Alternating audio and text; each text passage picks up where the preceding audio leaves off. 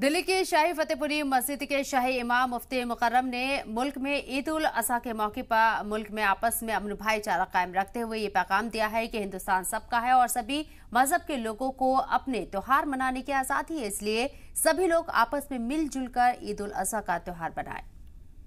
भारत सबका है। भारत एक सेकुलर जमहूरी मुल्क है। हमारा संविधान है, हमारा आईन है और हर मज़हब वालों को अपने मजहबी त्यौहार मनाने की आज़ादी है। मुसलमानों का ईद उल अज़हा बड़ा त्यौहार है जिसमें नमाज भी अदा की जाती है और कुर्बानी भी की जाती है। तो मैं तो मुसलमानों से यही अपील करूँगा कि नमाज भी पढ़ें और कुर्बानी भी ज़रूर करें। और आपको मालूम है कि कुर्बानी के लिए कुछ आदाब ज़रूरी हैं। अगर हम कुर्बानी हमारे ऊपर वाजिब है तो कुर्बानी ज़रूर करें। अपने मोहल्ले में नहीं कर सकते या अपने शहर में नहीं कर सकते तो दूसरी जगह पर कर सकते हैं। इसमें हमें ख़ास तौर से ये ध्यान रखना चाहिए कि अगर कहीं कोई सरकार की गाइडलाइन है उस पर भी अमल करें और इलाके की जो इंतज़ामिया है, पुलिस है या मोहल्ले के लोग हैं, उनसे कॉन्फिडेंस में लेकर कुर्बानी को अंजाम देना चाहिए। कुर्बानी का कोई वीडियो न बनाएं, कोई ऑडियो न बनाएं, कोई फ़ोटो न लगाएं। ये इबादत है, ये दिखावा नहीं है, फैशन नहीं है, ये कोई रस्म नहीं है। इससे हालात भी ख़राब होने का डर रहता है और सवाब भी कम रहता है।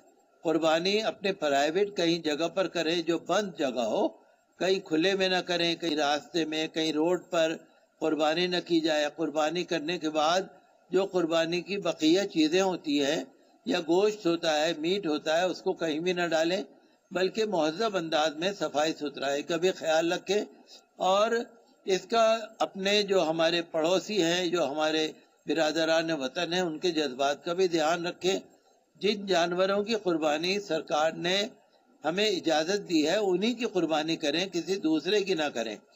कोई भी कानून को अपने हाथ में न लें। और कुर्बानी के जो 3 दिन होते हैं उन 3 दिनों में हम कुर्बानी कर सकते हैं। मैं तो यही चाहूँगा कि सरकार बड़ा अच्छा इंतज़ाम करे, भारत सरकार की तरफ से अच्छा इंतज़ाम किया जाए ताकि नमाज भी अच्छी तरह हो, कुर्बानी भी अच्छी तरह हो।